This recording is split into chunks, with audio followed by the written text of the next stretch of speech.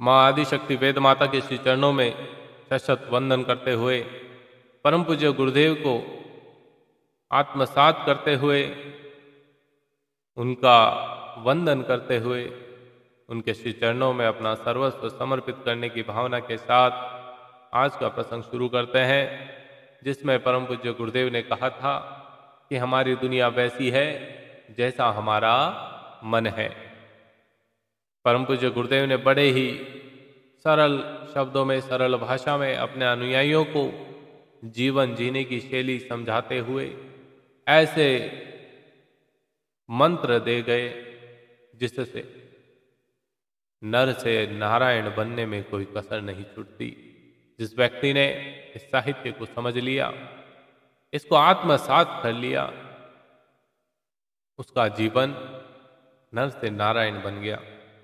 प्रिय सज्जनों, प्रसंग को शुरू करने से पहले आप सभी से विनम्र निवेदन है कि इस प्रसंग को पूरा ध्यानपूर्वक सुनिए और आत्मसात करने का प्रयास करिए। कहा जाता है कि करत करत अभ्यास जड़ मत होत सुजान। हो सकता है कि एक बार में हमें ये समझ नहीं आए, समझ आ जाए तो आत्मसात करने में बड़ी तकलीफ हो, लेकिन जब आप नियमित ऐसा करेंगे तो धीरे धीरे आप में वह लक्षण प्रकट होने लगेंगे। गुरुदेव कहते हैं कि संगति भी इसी प्रकार से है। संगति का तात्पर्य ऐसा नहीं कि आप अपने मित्र के साथ रह रहे हैं वही संगति है। संगति का तात्पर्य है कि आप अपने आसपास कैसा वातावरण रखते हैं।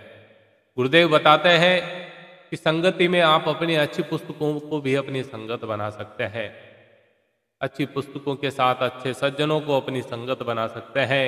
सीखने में आपको पर्यावरण के हर जीव से सीखने को मिल सकता है, इसलिए अपने आसपास अपनी नज़र दौड़ाएं और उनको संगति में अपनाएं। गुरुदेव कहते हैं कि प्रत्येक दिन का आपको स्मरण होना चाहिए उठते समय कि आज मेरा जन्म हुआ है, आज मुझे अपने आप में बदलाव करना है, अपनी कमियों को दूर करना है। और सोते समय ये सोचे कि सुबह जो मैंने तय किया, क्या मैं उस पर खरा उतरा हूं, कितने प्रतिशत उसको अमल में लेके आया हूं। जब ऐसा स्मरण नियमित करेंगे तो व्यक्ति नर से नारायण क्यों नहीं बनेगा। गुरुदेव कहते हैं कि स्वर्ग और कहीं नहीं, धरती पर ही है, केवल समझ समझ की फेर है। आपने भी कभी अपने परिवारजनों के साथ ये अनुभव किया होगा, जब आप चरम सुख की स्थिति में होते हैं, परिवार के सभी सदस्यों में कोई मतभेद नहीं होता, सभी एक दूसरे पर जान छिड़कते हैं, उस समय आपको ऐसा आनंद अनुभव होता है। आइए आज के प्रसंग को शुरू करते हैं।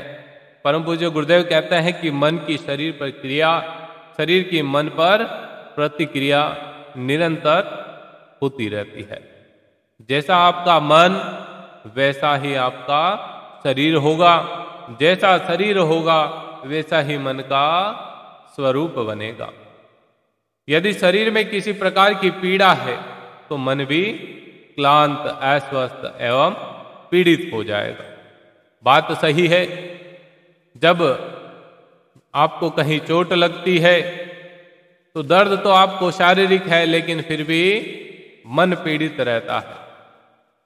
और जब आपका मन अस्वस्थ है, जब आपको हृदयात्मक कोई चोट लगती है, परिवारजनों से आपको कोई अपमानित कर देता है, तब आपका मन दुखी हो जाता है। और उस दुखी मन के साथ जब आप रहते हैं, उस समय आपको शारीरिक कष्ट भी अनुभव होता है। गुरुदेव बताते हैं कि वेदांत में यह स्पष्ट किया गया है कि समस्त संसार की गतिविधि का निर्माण मन द्वारा ही हुआ है। गुरुदेव बताते हैं जैसी हमारी भावनाएं, इच्छाएं, वासनाएं और कल्पनाएं हैं, उसी के अनुरूप हमें शरीर, अंग प्रत्यंग की बनावट, ये सब प्राप्त होती है। मनुष्य के माता पिता, परिस्थितियां, जन्म स्थान, आयु, स्वास्थ्य, विशेष प्रकार के विभिन्न शरीर प्राप्त करना स्वयं हमारे व्यक्तिगत मानसिक संस्कारों पर निर्भर है। हमारा बाह्य जगत हमारे प्रसुप्त संस्कारों की प्रतिछाया मात्र है। कहते हैं संसार अपने आप में न निकृष्ट है न उत्तम है। सूक्ष्म दृष्टि से अवलोकन के पश्चात हमें यह प्रतीत होता है कि वह वैसा ही है जैसी प्रतिकृति हमारे अंतर जगत में विद्यमान है। हमारी दुनिया वैसी ही है जैसा हमारा अंतःकरण का स्वरूप है।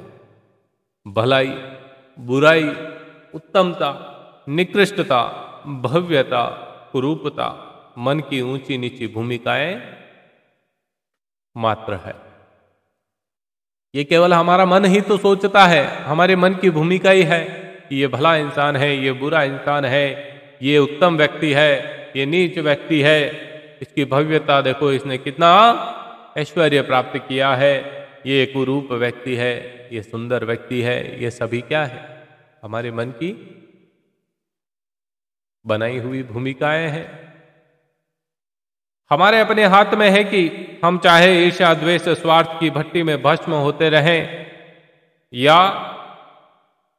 अपना जीवन शूल में बनाए।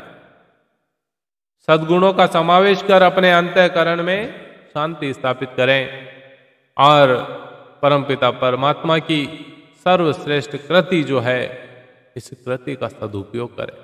कहा जाता है कि बिना कारणवश कुछ भी नहीं होता। परमात्मा ने आपको यहाँ पर भेजा है तो उसका उद्देश्य भी है, कारण भी है, लेकिन यहाँ पर सांसारिक मोह माया के बंधन ऐसे हैं कि उसमें हम सब कुछ भूल जाते हैं। गुरुदेव कहते हैं कि व्यक्ति को, मनुष्य को मृत्यु का डर इसीलिए लगता है क्योंकि अंत समय में उसको पूरा जीवन काल स्मरण हो जाता है। अपने द्वारा किए गए कृत्यों को जब स्मरण करता है तो उसे एहसास होता है कि उसने इस सूक्ष्म जीवात्मा के लिए, जो परम पिता का अंश है, उसके कहे अनुसार तो कुछ किया ही नहीं। गुरुदेव कहते हैं कि यह अंतरात्मा आपको हमेशा प्रेरणा देती है। यही आपकी अंतर मन में विराजित एक सद्गुरु की दिव्य ज्योति है।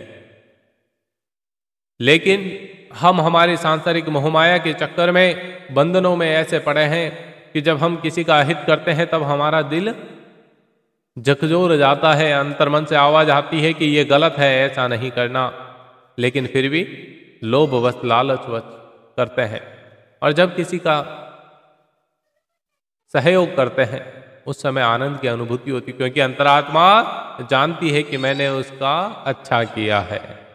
इसलिए प्रिय साथियों, आप सभी से विनम्र निवेदन है कि जीवन में ऐसे सद्गुणों को आत्मसात करें और युग परिवर्तन की इस वेला में गुरुदेव के सानिध्य में पुण्य प्राप्त करें। विनम्र निवेदन है, ज़्यादा से ज़्यादा प्रसंग को साझा करें परिवारजनों के साथ, मित्रों के साथ। और अंत में परम पूज्य गुरुदेव का स्मरण करते हुए अपनी वाणी को विराम देते हुए कहूँगा, कमेंट बॉक्स में जय श्री राम अवश्य लिखें।